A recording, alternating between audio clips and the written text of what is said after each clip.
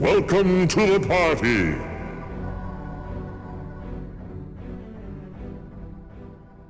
What if Scorn's loyal guardians were not quite as loyal as we thought? Would they be able to overtake their demonic master? Or would their efforts be crushed? Our story begins in the boiler room of the mothership, the vat in which the Plague Fiend had called home for the last 4 years. The Plague, via the numerous eyes of his hive mind, looked down upon the world from the Sky Fleet. Scorn and his oppressive regime had yet to be properly challenged since the pinning of the castle stronghold. Any resistance that remained was either too small or too afraid to provoke a significant threat to the Demon Lord. Since the swift purge of the Knights of Sky, the Plague Fiend had remained idle with little more to do than think. The Plague, despite being a literal puddle of sludge, was a very intelligent creature, enough to completely take control of the Sky Fleet within a matter of hours. At the end of the day, the Plague Fiend only cared about one thing, himself. But he was smart enough to recognize the importance, or rather the usefulness, of other beings, as well as knowing when he was outmatched. As a supercharged virus, the Plague's biology called upon him to observe, infect, and multiply. But he understood that invasion of the Body Snatchers wasn't always the optimal plan. With his limitations in mind, the Plague was initially going to remain idle, but then he had an idea. One would suspect that the Plague Fiend would be naturally loyal to Scorn, simply on the grounds that he created him. But this isn't the case. Plague was loyal to Scorn because he understood that Scorn was the dominant force on the chessboard. If one wasn't by his side, they were under his foot. At this point, Plague had zero intention of betraying Scorn, not even to look out for optional power grabs. For the time being, the Plague was content as Scorn's enforcer. However, as a naturally curious being, the Plague wanted to learn all there was to know about the Bannerman world and Scorn's regime from an outsider's perspective. In his 4-year life, the Plague was completely foreign to everything beyond the Spire Island, the Sky Fleet, and this particular room in which the heart of the hive mind operated. Despite being everywhere, he really wasn't anywhere. After pondering for a week, the Plague decided it was in his best interest to educate himself on the Bannerman's operations, the behavior of Scorn's other forces, the realms as a whole, and Scorn himself. Using the Sky Fleet to travel around the Bannerman, the Plague sent out 15 or so foot soldiers to the various realms. As a hive mind, the Plague could control, see, and move from these bodies from the scientists he took years before. While many of them would be too far away from the host pledge to start an outbreak, that was not his intentions with this. The Plague simply wanted to learn as much as he could about the Bannerman. As he would explain to the Yeti when confronted, he, quote, just wanted to watch. Using airplanes, the Plague began to insert small host bodies across the realms. He dropped off 4 in the Ice Domain, 2 in the Forsaken Province, 4 in the Temporal Zone, 2 in the Forest Realm, 1 in the Mountain Kingdom.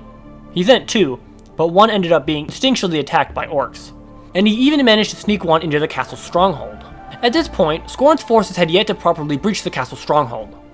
But his Lycan army, as well as the nearby Skyforce, kept the Valkyries and Stormchildren pinned down, leaving them unable to influence the outside world.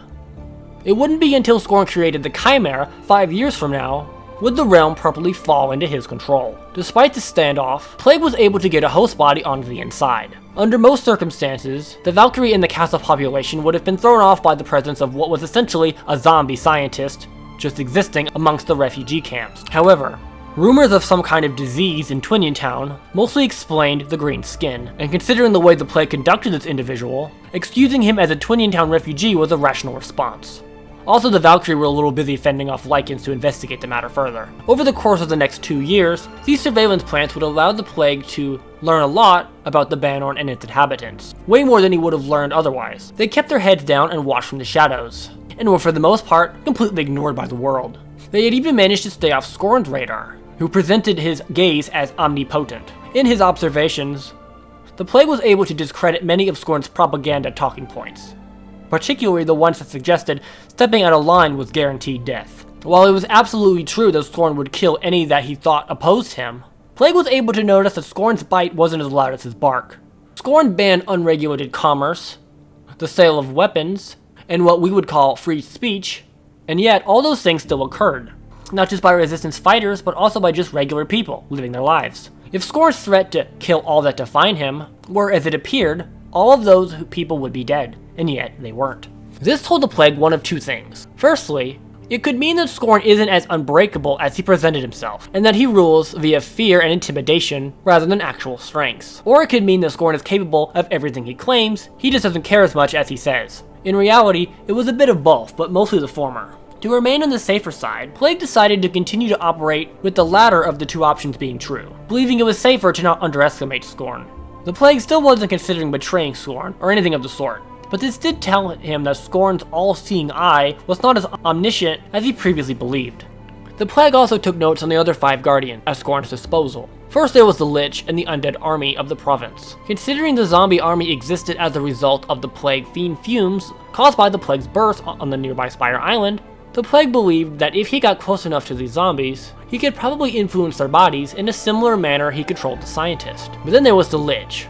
Right off the bat, the Plague knew the Lich wasn't just another zombie. By the way he walked and presented himself, he understood that despite his decay, his mind seemed mostly intact.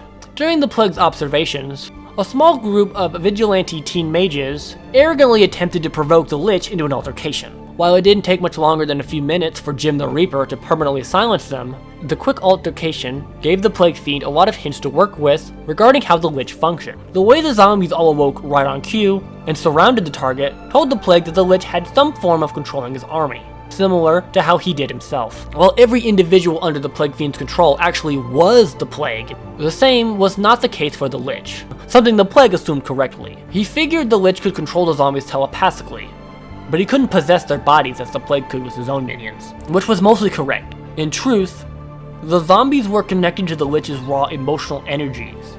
If the Lich was angry at someone, so were all of they.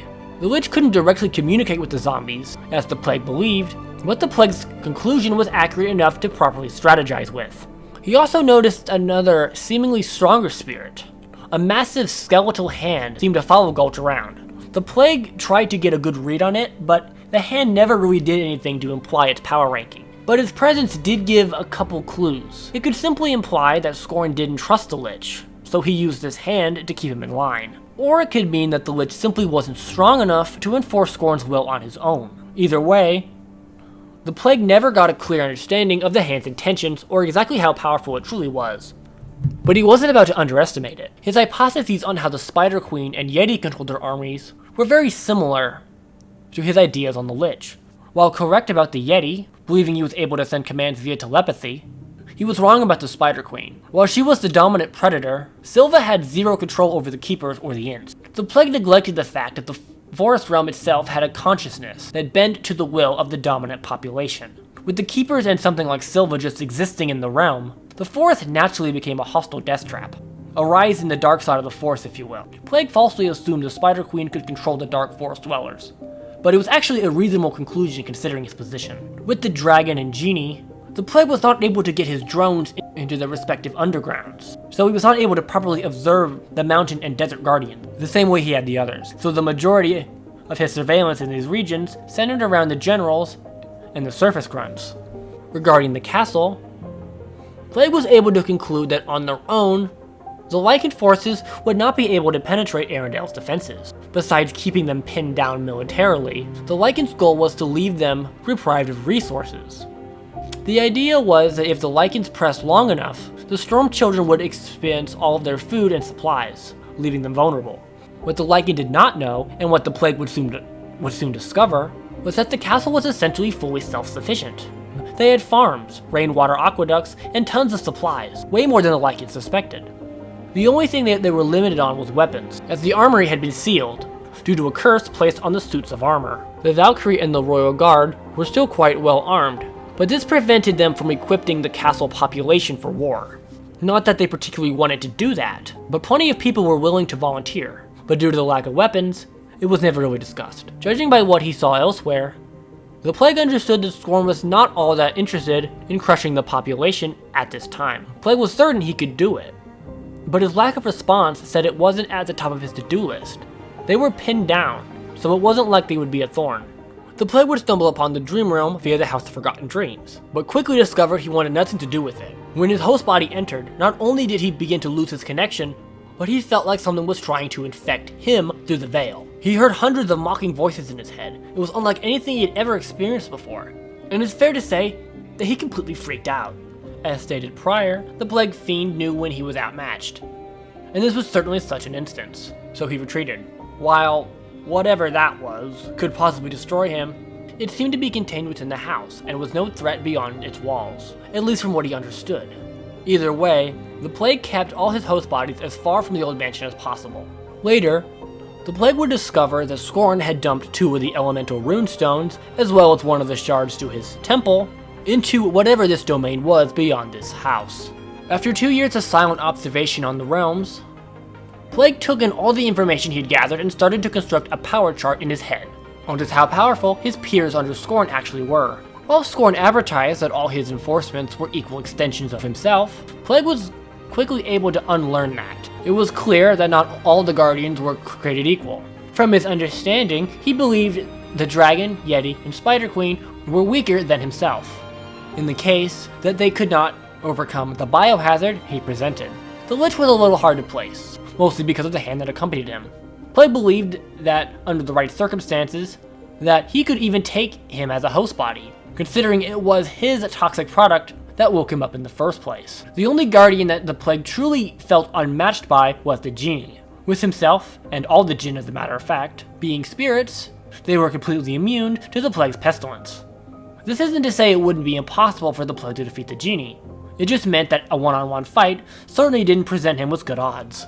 It wasn't until the Plague assessed Scorn and his behavior did something click. It was no question that Scorn was stronger than each and every one of them. Even based on just what he saw on his surveillance, could have led him to that conclusion. Scorn ruled through intimidation and fear, even toward the other Guardians, and if any of them stepped out of line, he would have no problem crushing them. Besides, most of them had already served their purpose, including the Plague himself. The Knights of Sky were, for all they knew, extinct. Even if the Plague died now, the deed was done. The same principle applied to most of the Guardians. The Genie and Yeti were sort of exceptions, but the other 4? They walked on thin ice, just like everyone else in the Banhorn. However, Scorn had one fatal weakness: complacence. As the Plague observed, Scorn's fear of losing his power depleted greatly over the years, especially since he created the Plague. Plague remembered how Scorn acted when he first met him. He was wise enough not to underestimate his opponents and made sure to cover all bases. As his observations suggested, Scorn had grown rather comfortable. He believed the Guardians, and by extension everyone under his rule, was 100% loyal to him, thus any fear of betrayal were unfounded, and that all resistance was futile. What really confirmed this suspicion to the Plague was the state of the castle stronghold. The old Scorn wouldn't have relented his efforts until it was taken. But after, now, 6 years, the castle still stood. Sure, it was pinned down and immobilized, but it still wasn't his to rule. And judging by his behavior, he didn't care that much. Sure, it frustrated him, but he wasn't concerned about them, and he hadn't been for years. To Scorn, the Banhorn was his, and there was nobody to take it from him. Sure, there was Sumner, but his will was broken. He could do nothing but watch as the world fell in his shadow. To Scorn, it was already over. He had won. Nothing would ever or could ever oppose him. But what if that wasn't true? How would Scorn react to a brewing rebellion? Would he personally take the time to crush it? Or would he just assume the Guardians would do it for him? Which is what he had been doing for the past few years at this point. From what he understood about the other Guardians, and Scorn's behavior as of late, Plague made a bold prediction. If all the Guardians worked together, and Scorn continued to remain distracted, they would have the chance to take him out under the right circumstances. Before the Plague could do anything with this information, he asked himself a new question. What would overthrowing Scorn gain them? For most of the Guardians, or from their point of view at this point in time, they had mostly comfortable lives in Scorn's world. Sure, they lived in fear of getting on his bad side, but ultimately, they each had their own realm and people to rule. The Plague especially had it well. He had control of a massive fleet of airships that could be at any point in the Banhorn within a matter of hours. He was allowed to control the skies and exist as himself, hive mind host bodies and all.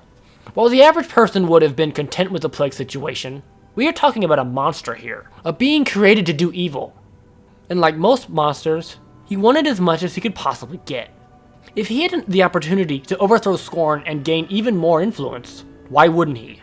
Before taking this any further, the Plague decided he wanted to get a little more information on what the other Guardians felt about Scorn and his rule. So he reached out to the Yeti. The Plague and the Yeti had been working together for a while regarding the toxic meteorite treatment process. While Scorn used this meteor to take hold of the Dwarven populations, he wanted it mined up, put in crates, and stored on the Skyfleet for, quote, future use. The Yeti was having his dwarves mine this meteor, use the Dwarven facilities to process it as they would any other metal, and have it placed in crates where it would be taken to the Arctic docks and loaded onto a skyship, where one of the Plague Fiend's host bodies would pick it up. They had been at this for a couple months and had spoken on a few occasions. This operation allowed the Plague and Yeti to interact without raising any alarm bells, because they were working together. Why would Scorn consider that suspicious? With the next visit to the Ice Domain, since the Plague's revelations, he pondered the question to the Yeti. He didn't flat out ask if he had traitorous thoughts, but more so just picked his brain to get a general understanding of the Yeti's opinion on Scorn and his general predicament. The Snow Beast was a little confused by these questions, but he stayed face. He refused to show any doubt about his content with the position and proclaimed absolute loyalty to Scorn. It was a tone in the Yeti's word when he said this. Yeti and Plague spoke via telepathy. Tone was harder to detect with telepathy, but it was there. Plague, for the time being, gave the Yeti the benefit of the doubt and took any hint of deceit as error on his part, and with that, ceased his efforts on the matter. That night, the Yeti thought on the Plague's words. In all honesty, the Yeti hated Scorn. He wanted to rip Scorn to bits for all the pain he had caused him over the years. Being an archdemon's punching bag was a fate worse than death, but after years of physical and mental oppression from Scorn, the Yeti felt completely powerless in the presence of the demon. In the few times he had tried to hit back, he wasn't just reprimanded over it, but completely broken. Scorn found a sick joy in bringing the Yeti to his knees. But beyond his pleasure, Scorn needed to keep the Yeti in line. Before Scorn, the Yeti was a man, a dwarf to be specific. When assessing the Ice Domain, Scorn found him and offered him the strength of 1,000 men in return for servitude. Being a rather selfish man, he accepted, and thus became the Yeti. The Yeti was far from happy with his new form, and attempted to opt out of the deal on multiple occasions. To prevent this, Scorn proceeded to break his will over and over again. Until now, 6 years later, the Yeti was loyal to a fault, but his hatred for the Archdemon never subsided. In his cavern, the Yeti thought about the Plague's questions. He mostly lied to the Plague, in case it was a test from Scorn to assess his loyalty, something Scorn had done before. But at this point in his rule, Scorn was confident enough in his methods to keep his guardians loyal to the point where he didn't even bother with these kinds of tests. The Yeti wanted so badly to vent to the Plague about how much he hated Scorn and what he would do if given the opportunity, but his fear held him back. While the Plague had uncovered that Scorn's all-seeing eye was mostly propaganda, the Yeti had no way to disprove that notion. In that moment, whether it be anger or desperation, the Yeti decided that he would try to uncover a bit more of the Plague's intentions with these questions. While he had mostly lost hope in ever being free, the mere possibility that the Plague could help him gave him just enough motivation to want to come clean to him. Yeti was so desperate to be rid of Scorn, he decided it was worth risking a beating if the Plague could use that information to help him somehow.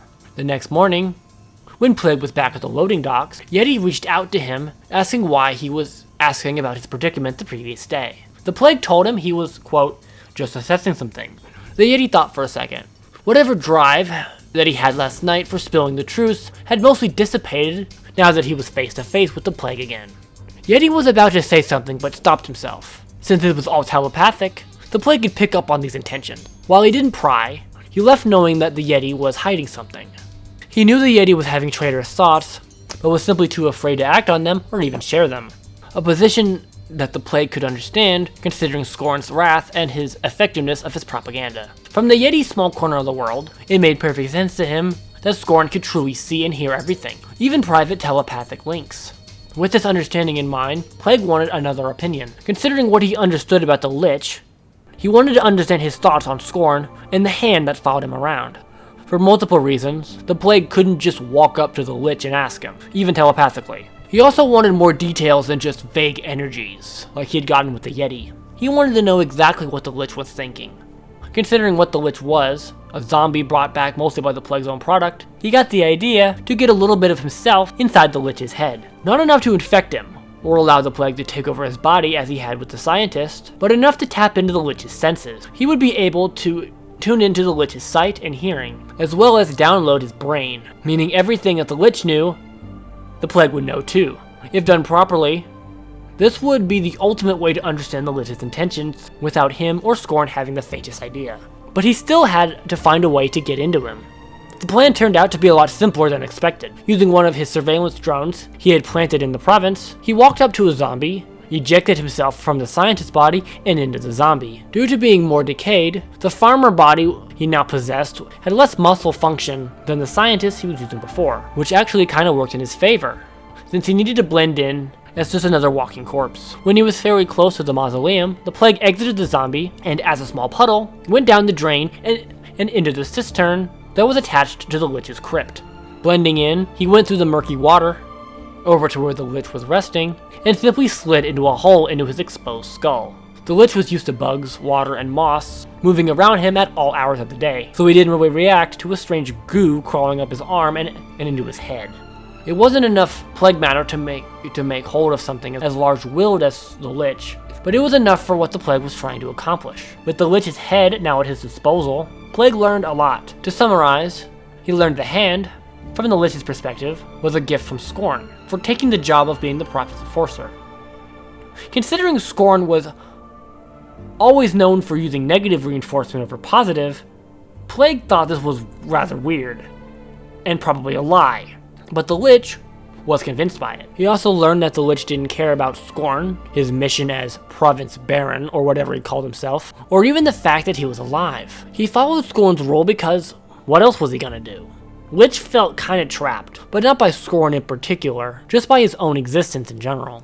Technically speaking, he shouldn't even be around. Part of it was a side effect of the spell that restored his mind, but most of it wasn't. More than anything, the Lich just didn't have anything. No dreams, no motivation, really no reason to be around. Even if he wanted to reintegrate into society, he was a 20-foot tall walking corpse, and one of the most infamous individuals in the Western Reaches. The Plague would not have understood this had he learned it by observation, or even the Lich telling him outright. But having the full picture gave the Plague a whole new understanding of being dead inside. The Lich didn't want to die. He honestly didn't know what he wanted, but without an alternative, working for Scorn was something. Keeping the Lich's mind on the back burner, the Plague got a bit more information from the other Guardians, through various means. He learned Silva, the Spider Queen, was kinda pissed at Scorn for similar reasons as the Yeti. While she both knew and accepted her place, if an opportunity arose to take Scorn out, Plague was confident that she would take it. The dragon, more tall, when pressed a bit, confessed that part of him feared Scorn. He believed that he and the other Guardians were completely expendable to something like Scorn, and that it was only a matter of time until Scorn disposed of them. It was the biggest reason Mortal was carving out an underground kingdom under the volcano.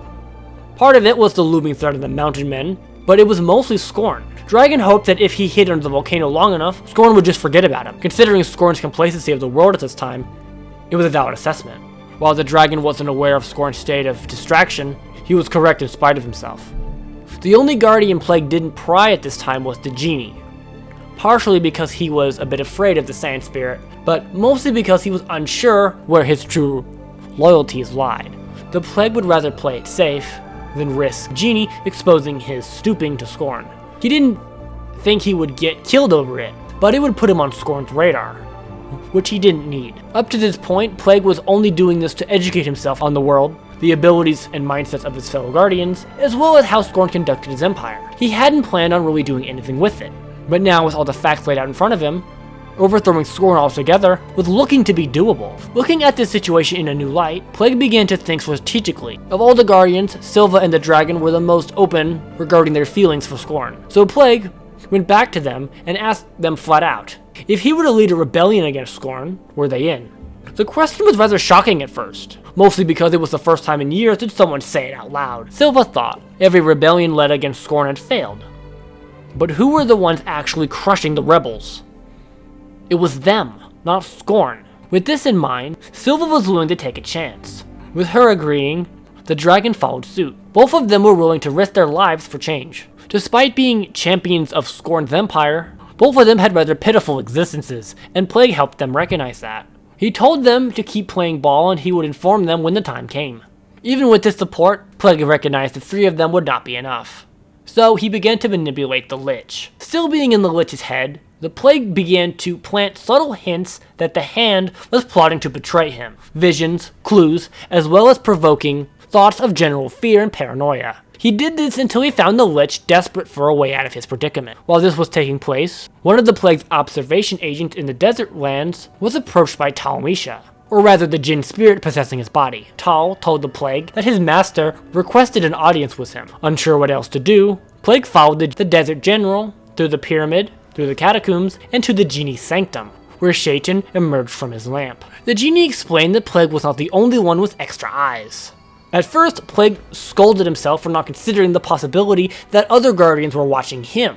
But fortunately for him, it would turn out to be a good thing in this case. The Genie expressed that he was fully aware of the Plague's actions to unite the Guardians against Scorn, and that he wanted to warn him. As the Plague had predicted, Genie was the strongest and oldest of the Guardian, being even older than Scorn himself. Genie expressed to Plague that he had no loyalty to Scorn on a power level. Any servitude he expressed was both to repay Scorn for releasing him, as well as having aligned desires. What Scorn wanted the Genie to do, take over the desert lands and destroy the Magi, was something he would have done anyway. But as of late, the Genie was frustrated with Scorn pretending himself to be the Genie's master. The title of Guardian of Scorn did not sit well with the Sand Spirit. Not only that, but the Genie was rather disappointed with how Scorn was conducting his empire. Like Plague, Genie understood Scorn's propaganda was mostly a sham, and how watching people punch back at him would be rather satisfying. At the end of the day, he didn't care if the Plague's little rebellion was successful or not. He just wanted to make sure he had a chance. Just to make it more interesting, if the Plague was going to try to stir the pot, he might as well do it good before Scorn sent him back to the abyss. Give Scorn a bit of a reality check of some sort. Genie told Plague a lot of good info that was ultimately proven critical to the plan. Firstly, he told them how to get into the temple. The glass shards they carried were magical keys to a portal within Sumner's tower. However, he also told Plague that they could take the form of actual keys as well. Keys that could work manually on the temple door. Plague falsely believed that there were 6 keys, one for each Guardian, but Genie informed him that there were actually 2 more. One, Scorn had buried in the temple zone. He planned on giving it to the castle stronghold Guardian when he took control of the realm. The second one was thrown into the Dream Realm, in hopes something big and nasty would find it, which ultimately happened. The Genie had encountered the Shadow Wraith once, centuries ago. He didn't know much about him other than his attraction to items of power, specifically things from the quote-unquote real world, like runestones and even a shard. Genie believed that if Scorn had thrown the shard into the dream world, which he did, then the Wraith, or something of similar nature, would seek after it. He explained that only beings of the dream world could manipulate it, and things from this realm were ultimately powerless. Even dark lords like Scorn. They were only as powerful as the dream world allowed them to be, and considering its nature, it mostly just wanted to screw with people. He told Plague that his kind, the ancient Jinn, could navigate the dream world. This was mostly true. While still powerless, Jinn could be within the dream world and not go insane or become victims of the realm's side effects. While spirits in the dream world could still mess with them, the atmosphere itself generally left them alone. Genie explained that he would give the Plague 1 Jinn from his rank for all his dream realm escapades. Genie waved his hand and a Jinn spirit appeared beside the Plague, possessing a stone golem body. Shaitan introduced the spirit as Durak, a higher ranking Jinn that had experience with the dream world before. He told Plague that Durak was his to command, but if he died, he died. He would not get another, so to use him wisely. He also gave him some spells, one to open a breach into the dream world, and another to communicate with Durak through the veil. Finally, he told Plague that if he were to enact this plan, they needed to do it soon. Scorn was finally starting to make some progress with elements. He had learned just enough to apply acid, fire, and lightning into combat, and even craft elemental weapons. At this rate, he would be able to create living beings with elemental powers, something that could put them all at risk. Elemental beasts, completely under his control, would make their plan mostly impossible. When asked why he couldn't just join them, Genie said that Scorn would sense him as he drew near, and that it could jeopardize the plan. While he could sense the others as well, he would have to actively reach into the Force, unlike Genie whose energy would pretty much notify Scorn directly. This was all true, and was a valid reason for the Genie to stay back. But the main reason for the Genie, at least, was because he just didn't care. He wanted to see Scorn get some bad karma, but he wasn't willing to put himself at risk for it. He didn't say that, but Plague picked up on the vibe. Plague thanked the Genie and prepared to leave when the Genie stopped him. He tossed him the desert shard / key and said if he were to fail, to please return this before Scorn atomized him. Over the next couple weeks, Plague began to construct a plan to actually take down Scorn. He probably would have waited on this, but the threat of Scorn learning how to create elemental beast kicked him into high gear. The first step was clear. They needed to get all the shards together. Luring Scorn out of the temple was not a feasible solution, so they needed to get inside. Plague had his surveillance bodies in the temporal zone begin to wander in search of anything standing out, or that might produce a similar energy to the shard key. Considering Plague had the Sky Dominion shard with him, he knew what he was looking for. He also introduced Duroc to the Sky and Desert shard and told him that this is what he would be looking for once he entered the Dream Realm. While they started preparations for the Dream World spells, Plague attempted to contact the Lich via the bug in his head. The words echoed in his head, "Can you hear me?" Ghost was rather shaken by this, but he replied that he could. The Plague introduced himself as the one that originally raised him from the beyond. He said that because he brought him back, he could communicate to him like this. This was a lie, but to the Lich, fair enough. Plague asked the Lich if he was having visions of Scorn betraying him, in which the Lich confessed that he was. Obviously, the Plague knew that because he was the one giving it to him. Plague continued to gaslight the Province Guardian, telling him that he and the other Guardians alike were having similar visions, and he believed that it was a sign that Scorn was plotting to betray them. He told the Lich that they had a plan, and that they needed his help. At this point, the Lich was sick of being paranoid and was honestly pretty pissed off. Not just for the potential betrayal, but everything else. He was sick of literally rotting away in this pit, waiting for something to happen. It was honestly shocking he didn't realize it sooner, but presented with the thought that Scorn might betray him, he was willing to take a stand. The idea of Scorn turning on the Guardians made a lot of sense to Gold. Scorn was an archdemon. He kept things around that were useful. If he and the other Guardians were no longer useful, why not dispose of them? Especially if Scorn is learning to make elemental monsters, things of absolute loyalty that could easily rival them. The Plague told the Lich that he would call him when the time comes, and he would know what to do. The Lich was rather confused, but he agreed. With the Lich now on standby, Plague sent Duroc into the Dream Realm to find the shard that the Wraith had. Meanwhile, in the Temporal Zone, Scorn had been continuing his work on elements, particularly the light element. No matter what he tried, he just couldn't crack it. The element rejected him at every turn. His studies were interrupted by a shift in power. Something had changed. Something small, but it was enough for him to notice. Scorn went to where he had buried the castle stronghold's key to the temple, outside of the abandoned tower where Garm used to live. There, he found it had been misplaced. Unknowns to him, the Plague had just found it, and it was with him on board the mothership. Scorn wasn't at all concerned about this. His first instincts went to Sumner. That sad old man thought he could reunite the shards. Pathetic. Scorn knew you needed all of them to open the door, so having just one didn't give the user any benefit. Plus, one was in the dream world. It would never be found. Meanwhile, Duroc was quick to locate the Shadow Ray, but did not engage. Instead, he informed the Plague, via their new telepathic link from the Genie spell, that a being of abyssal darkness held the shard. Something so empty and infinite that Scorn himself would panic in his mere presence. A massive light bulb went off over the Plague. He had an idea, but first, he needed the shard. Plague decided he would take a gamble and have Duroc try to communicate with the Wraith. If Duroc was just another dream spirit, Wraith likely would have considered him a threat, or something looking to take his prized key. But this was different. The being that stood before the Wraith was just like this shard. It was real. Duroc was a real djinn, and produced genuine desert power. It wasn't an illusion, a dream spirit in disguise, or even the dream world playing a prank. It was real, and he was actually here. This made the Wraith stop and look. Duroc introduced himself and bowed to the Wraith. Then he proposed a deal. It was a good deal. Enough for the Wraith to consider parting ways with the shard. The Wraith had a couple terms. The big one was being that Duroc had to stay with the Wraith until the Plague side of the bargain was fulfilled.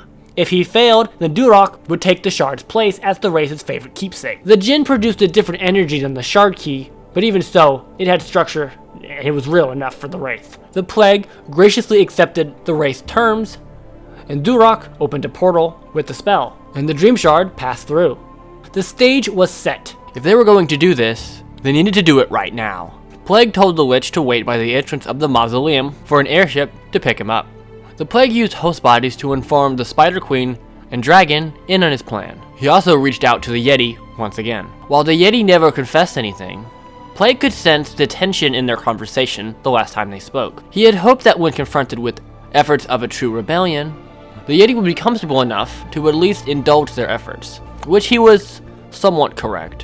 When explained the plan, the Yeti hesitated greatly. For years, The hope of freedom had been relentlessly beaten out of him to the point where, even when presented with a possible way out, he almost thought it too good to be true, and could still be, yet just another complex loyalty check from Scorn. The Yeti remained motionless as Plague's host body slowly pulled the ice domain key from his hand. He could have stopped him, but all he could do was watch. He was so conflicted that the Yeti just kinda shut down. Yeti watched as Plague left his cavern with the ice domain key and boarded the airplane he'd used to descend. Plague left knowing that Yeti knew the plan. If he wanted to take part, then he could. But he didn't believe the Yeti's involvement would prove critical. He was also fairly comfortable that the Yeti wouldn't warn Scorn about their betrayal. Plague believed, based on his observations of the Yeti's personality, that he would likely plead ignorance if the plan went sideways. After picking up the Lich, the Plague informed Silva and Mortal that the time was here, and to get into positions. They were rather surprised it was so soon, but neither of them protested, and quickly began to initiate their part of the plan. Due to the Hand of the Dam's relationship with the Lich, Plague had to separate them as soon as possible. The Hand would not allow the Lich to simply walk out of the Forsaken Province, so the hope was to pick him up via an aircraft before the Hand noticed, which worked. The Lich was prone to occasionally taking walks in the cemetery late at night on occasion, so when the Lich woke up and left his crypt, the Hand thought little of it, knowing he would return before the sunrise. With all the pieces in place, they began to enact their plan. Scorn, practicing with elements and not paying attention to his kingdom, was none the wiser when the entire Sky Fleet made port right above the desecrated temple. The Lich, carrying all 8 keys, approached the door and slowly began to unlock it. He was picked for this task not only because he produced the least elemental energy, meaning Scorn was least likely to sense him coming, but also because he had the most appropriate shape for this function. When the door was open and the magic locks down, all the guardians made their way into the temple and began to take point near Scorn's altar. For the Lich, this meant walking through the doors straight down the middle. While the Lich was unlocking the door, Plague called up one of the many Frankenstein-ish monsters he had taken from the Spire research base. The Spire scientists were attempting to create life forms by connecting parts of various other bodies. While they were never able to properly give them life, they made great host bodies for the Plague, and being in the same lab, he took them. Plague filled his golem body with as much Plague slime matter as he could possibly fit into it, before sending it down into position with the other guardians. As the Lich walked down the center of the remains of the Great Cathedral, to what would likely be his doom, he looked back on himself and the past 6 years. While he didn't fear death, a great part of him wanted to give a meaning to his life, particularly his second life. While he didn't ask to come back, and found himself spending more time wishing that he hadn't, in the moment, he found himself truly fulfilled. For the first time, not just in his second life, but also his first, Gulch was doing something that he actually believed was important, not just for himself, but for his people. With him challenging himself to break the status quo, even if it meant he would lose his life, the Lich decided that he was done being a pawn. Not just to Scorn, the witch that costed him his sanity the first time around, or the legal system he dedicated his life to. Twinion's most infamous judge was doing something that he wanted to do. Sure, the Plague might have gaslit him on the details, but the root of the message was true. He was a tool for Scorn. Nothing more, nothing less. And so was the Hand, and the Plague, and everyone else. The Lich gripped his axe, thinking of all the heads he had removed with it. Today would be the last one, whether it was his or Scorn's. Once everyone was mostly in place, the Plague conducted his crew aboard the mothership and some of the various fleet vessels to fire all cannons and otherwise make as much noise as possible. With a full-blown ruckus going on outside, Scorn looked up from his element experiment and began to focus on where the sound was coming from. He closed his eyes and reached into the ether. It was the Plague. What's he doing here? Before he could do anything else, he felt another presence. The Spider Queen was here. And Scorn was violently interrupted when a sharp pain pierced his back. He screamed and clocked the Lich, acting on pure instinct. As he tried to pull the axe from his back, the Spider Queen dropped from the ceiling, landing on his head. Scorn began to panic as Silva began to sink her talons into Scorn's face. He managed to grab her and throw her against the wall, but this gave the Lich enough time to regain himself and continue jabbing at Scorn. Scorn roared in anger as he grabbed the Lich, but before he could do anything with him, the Plague's golem body emerged and exploded violently. Toxic sludge and fumes sprayed onto Scorn, blanketing him with Plague. While the Plague couldn't infect Scorn or take over his mind, it didn't make being covered in sticky green goo any less inconvenient. Scorn was starting to really panic at this point. He wasn't afraid, more just shocked and honestly flabbergasted that his servants would be this dumb to openly attack him like this. Scorn did what he thought was his last resort to escape the situation. He tried to run. but when he tried to bury into the earth, he found it was blocked by a pretty large red dragon. Scorn's focus was switching between the dragon, Lich, and Spider Queen too fast for him to make any legitimate progress on any of them.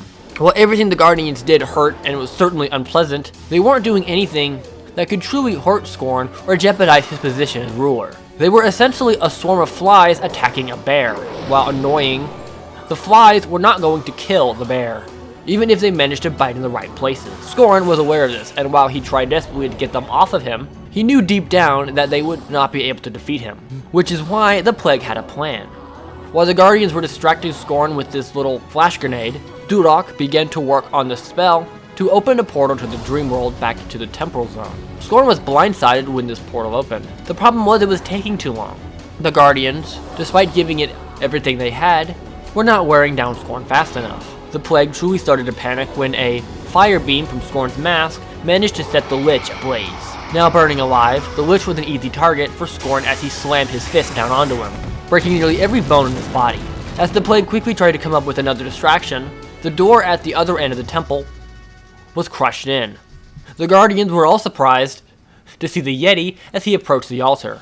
The Yeti had originally gone to the temple to warn Scorn that the Guardians were plotting against him. He came to the decision that the Guardians would likely fail, and when they did, Scorn would deliver a mass punishment to all of them, even the Yeti, despite him not being present. So, Yeti believed that informing Scorn of the ambush might spare him from their fate. However, when the Yeti saw the Guardians attacking Scorn, and from his perspective, winning, something snapped inside the Yeti. Seeing what the Yeti perceived as fear and panic on Scorn started to give him enough hope that Scorn could actually go down. With that in mind, he roared and charged in, tackling his master to the ground. Typically, Scorn could have easily tossed the Yeti aside, but with 3 other Guardians clawing at him, and Scorn not having seen the Yeti prior, this charge came right out of left field, and Scorn went down. Despite his grand entrance, the Yeti was but another fly to the bear that was Scorn. It was ultimately just more distraction. However, it was just enough for Duroc to finish the spell.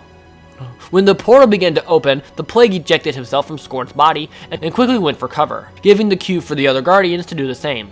The Yeti didn't initially understand what was happening, but seeing all his peers duck for cover, he did the same, releasing Scorn and running to a safe distance. Scorn could do nothing as a massive black spike emerged from the portal before him. Without a word, the spike shot through Scorn's chest and pulled him into the tearing ether. When the rift sealed, all were silent. Scorn, the master of darkness and seemingly inevitable ruler, was gone. Aboard the mothership, the Plague began to chuckle. A chuckle that turned into a roaring laughter.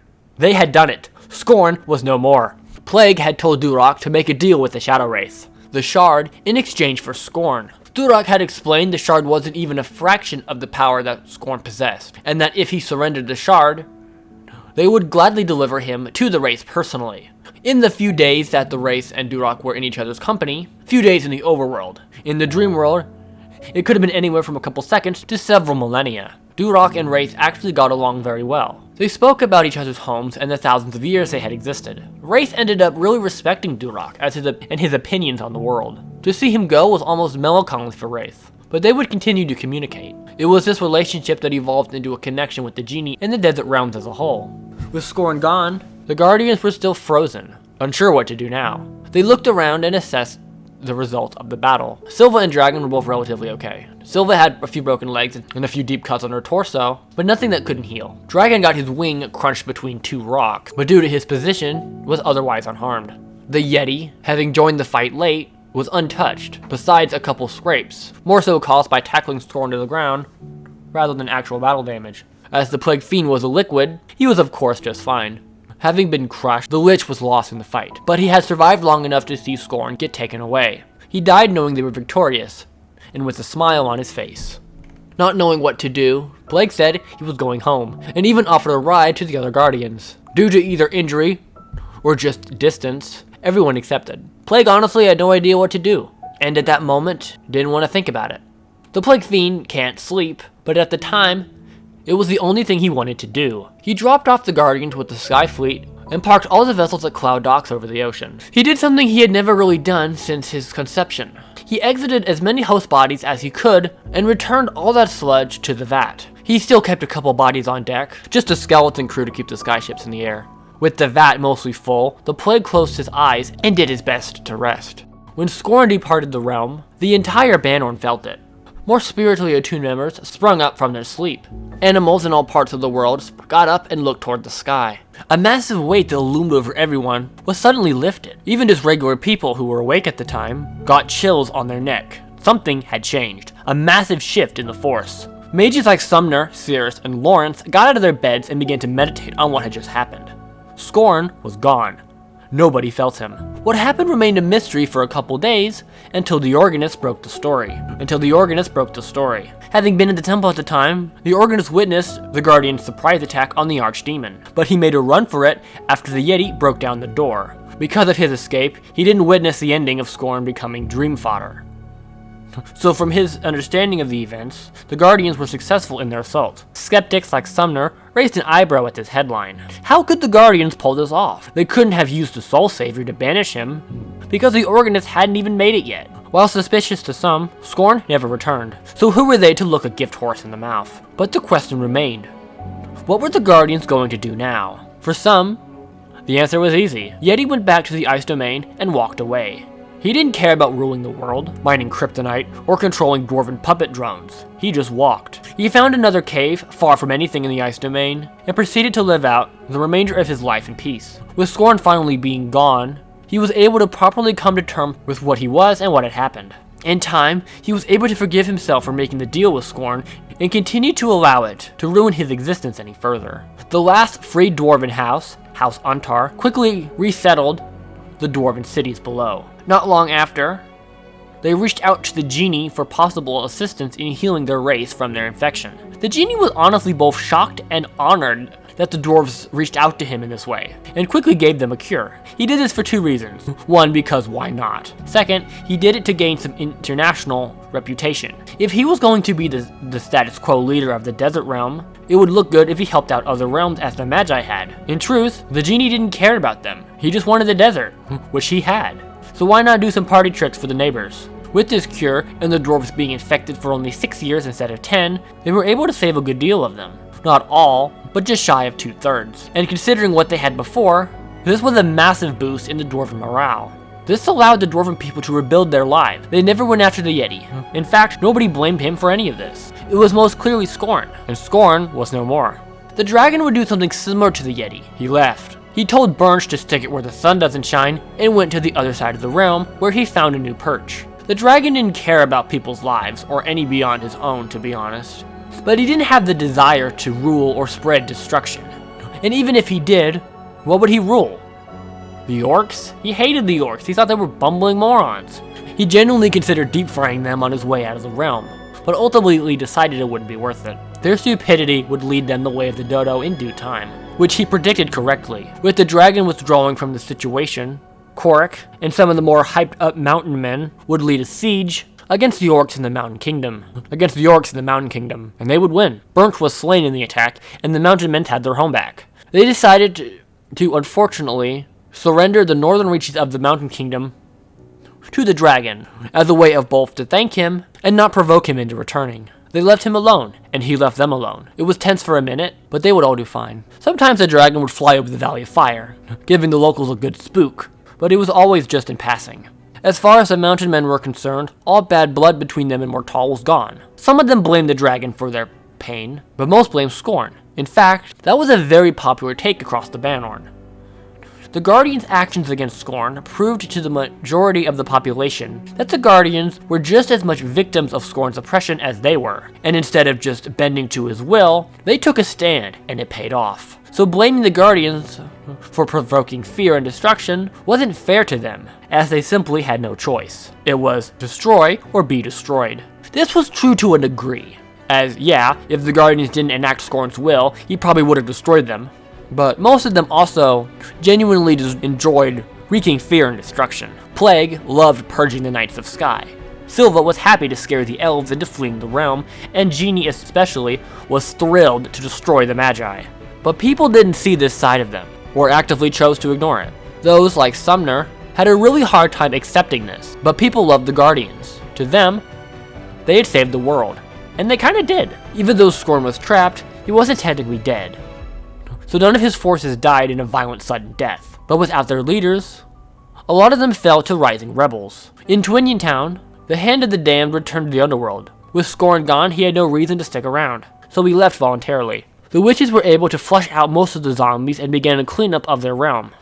Since Scorn's rule ended 4 years early, more people were around to contribute and repopulate the region, which resulted in Twinian Town getting back together relatively quick. Despite his past actions, the Lich was honored for his role in taking down Scorn. His body was retrieved from the temple and given a proper monument and burial in the cemetery, so people could pay their respects.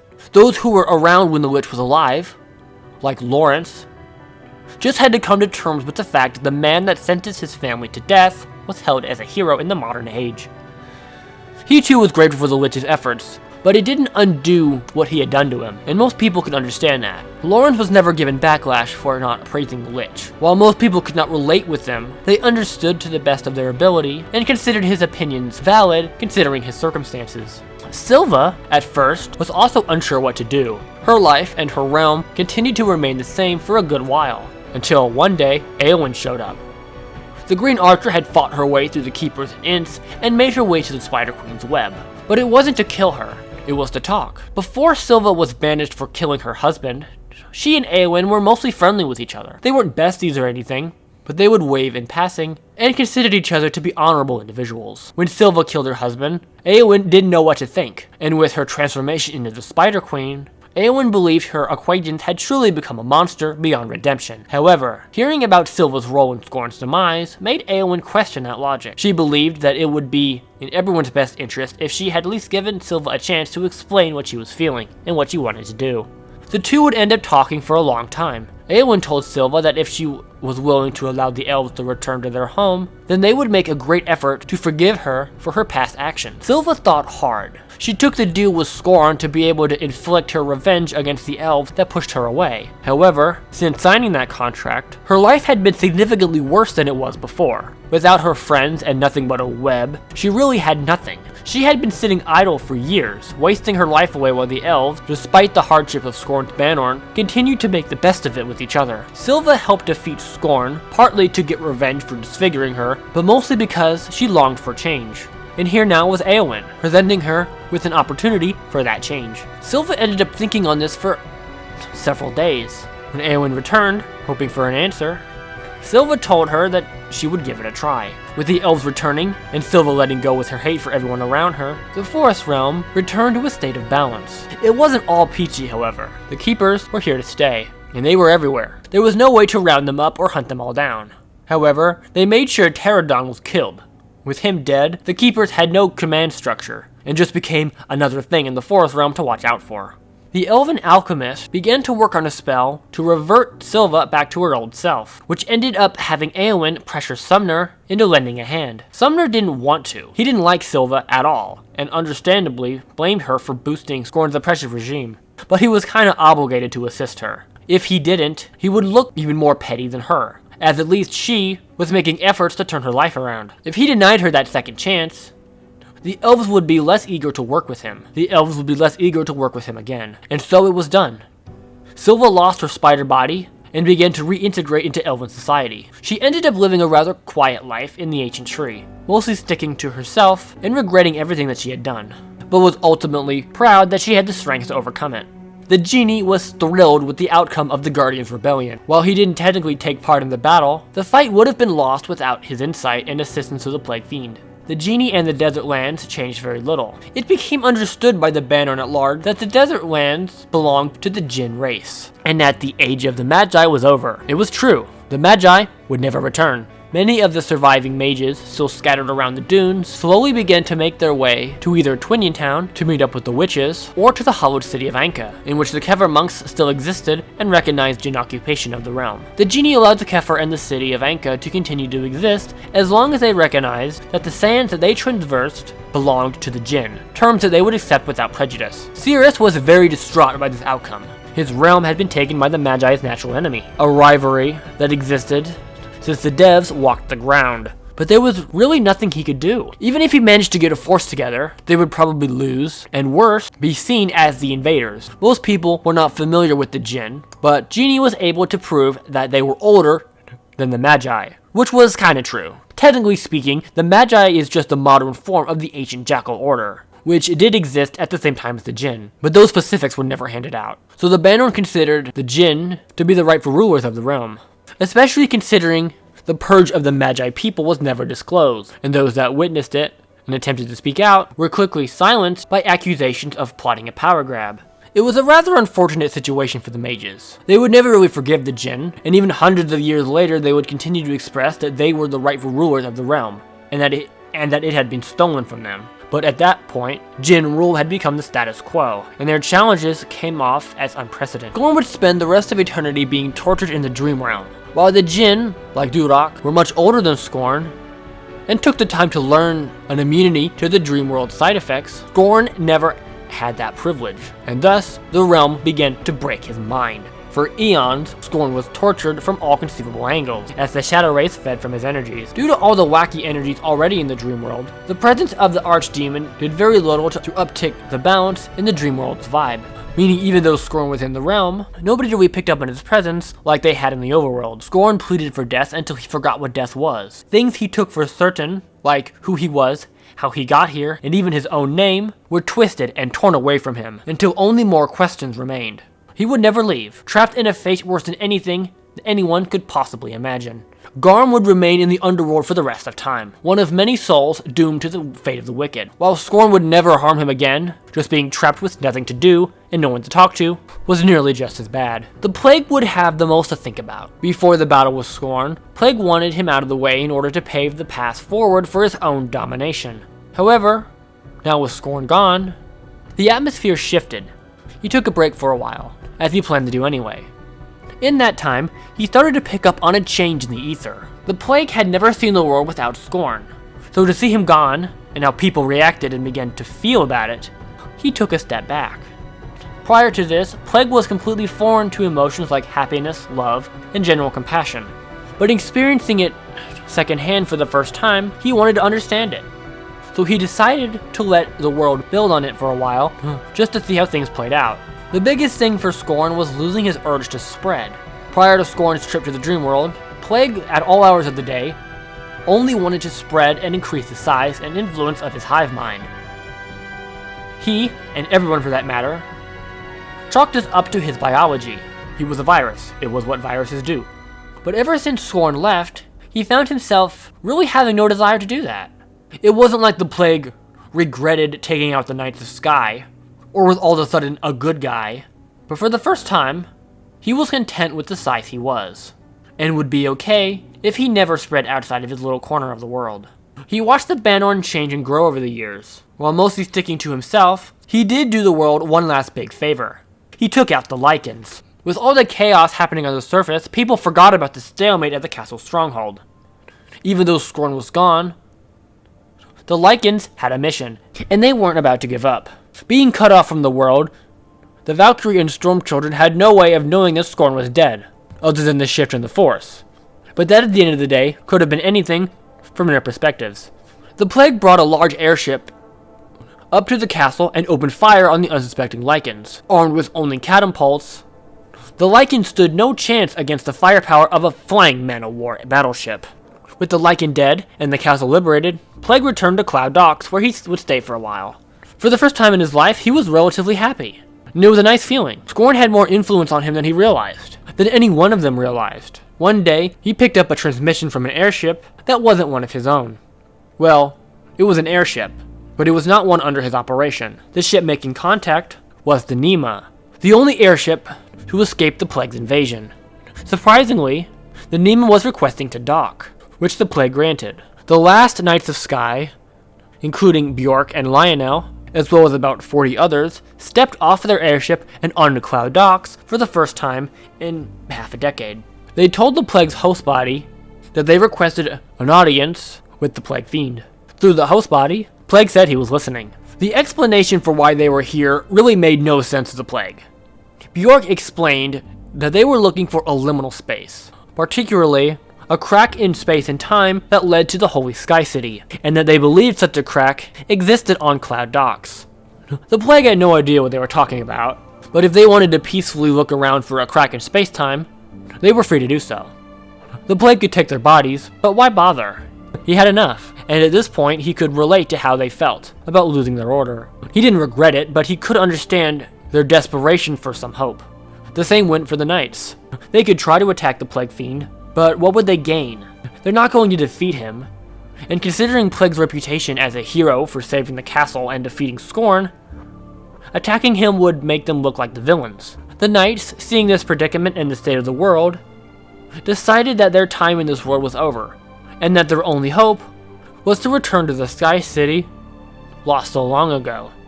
They understood the risk of traveling through liminal spaces, but they were willing to accept it. By some miracle, they managed to find it. A single piece of wood with a strange cloud shape painted onto the front in black. When they touched it, they passed through. And when the last one passed over, they did not return. The sight of the city gates made most of them break out into tears. As they rode the cloud, Kershlake took notice and allowed them entry into the city, considering there were so many of them, including a Nephilim, Bjork, who had the right to enter by birth. It had been so long since the knights had laid eyes on an angel, and the father of their race. With the airships being the last reminder of the Knights of Sky in the overworld, the last of their order had finally become one with the heavens once again. And that, mighty heroes, is our story. Thank you so much if you stayed for the whole thing. So, let's talk about it.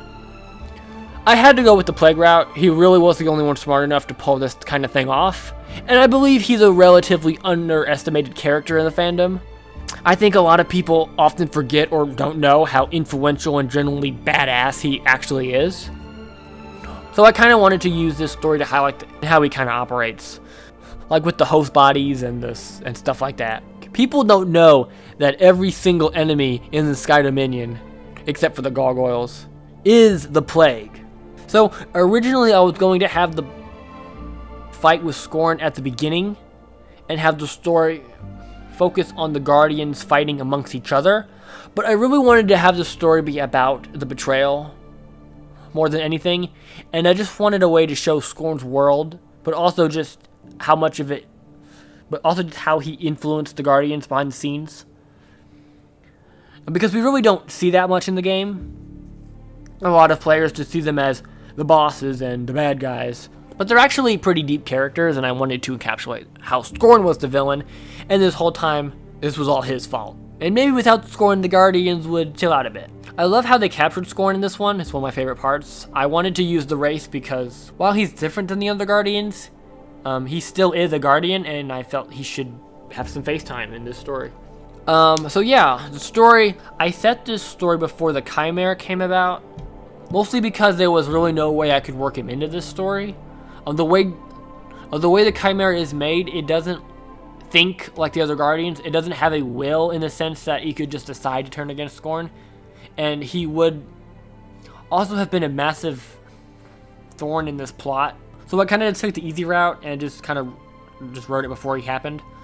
I also did it to avoid the heroes getting involved, because Sumner and the regular GDL plot happens like about a week after the Chimera was made.